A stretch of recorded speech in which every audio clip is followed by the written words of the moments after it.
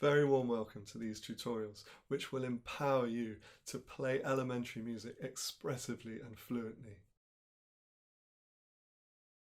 Number one, to cultivate and maintain a deep personal connection with the music throughout all your practice activities. This is the cornerstone of fluent expressive playing, and leaving it out at any stage will negatively affect your outcomes. And number two, to play by ear as much as possible, to take the music off the page, as my American teacher Sophia Rossoff used to say, and to put it in your mind's ear for the direct expressive coordination that this produces. In each video in this playlist, I'll be offering 2 tips that prioritize these fundamental elements of fluent expressive playing.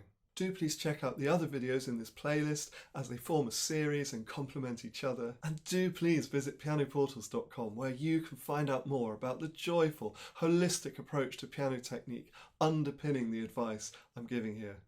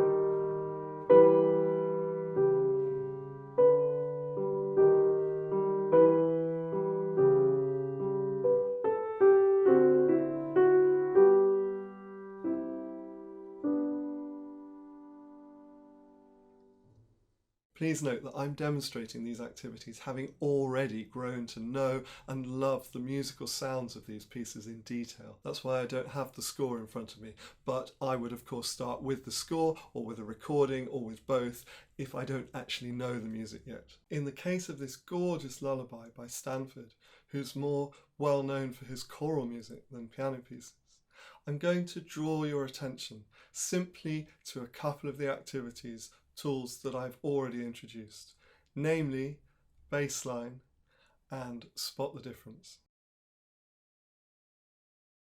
Most of this music is simply built upon variations of the same melodic phrase.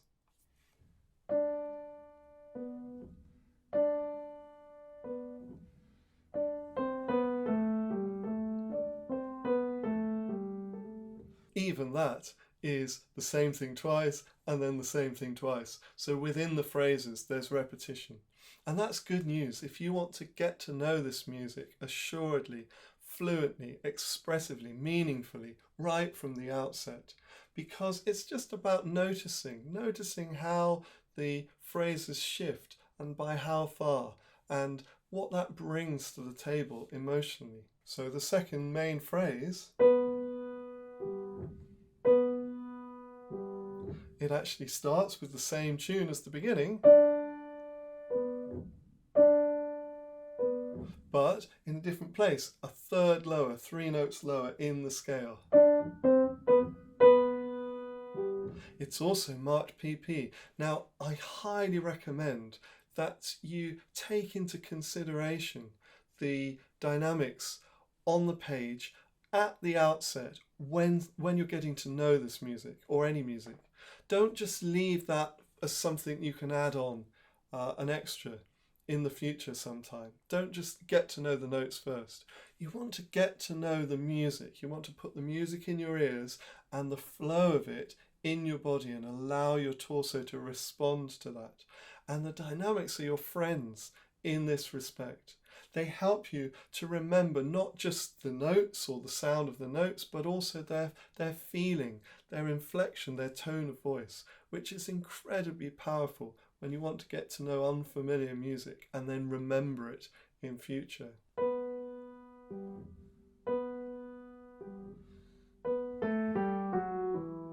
So instead of this, you get So it's the same music, but in the new place. And it just so happens that that turns it into a minor statement. And then instead of repeating the first time that little phrase repeated,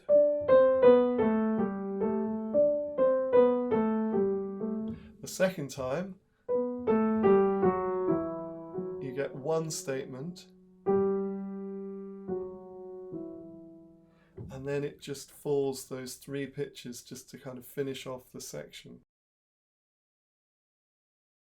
And it might seem that the bass actually leaps about quite a bit, there are quite a few chords, but again, if you draw your attention right from the outset to the main notes, the notes that form melodies within the chords, within the bass part, in the bass clef, then you'll internalize this music much more quickly and meaningfully.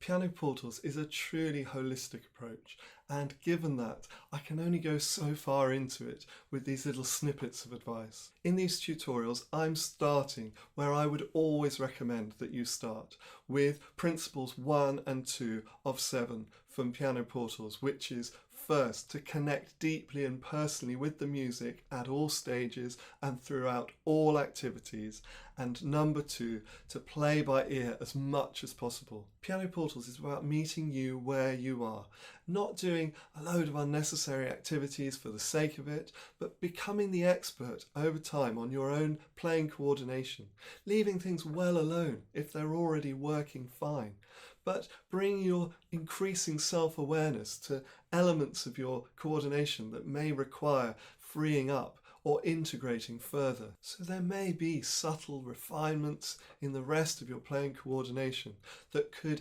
empower you further to play more expressively and fluently. And for this, I highly recommend that you visit pianoportals.com and check out the ever-increasing range of online courses, ebooks, tutorials and cheat sheets on offer to open-minded pianists and teachers like yourself. And please don't hesitate to be in touch with any queries or questions or your responses to these tutorials. I'd love to hear how you're getting on with these pieces.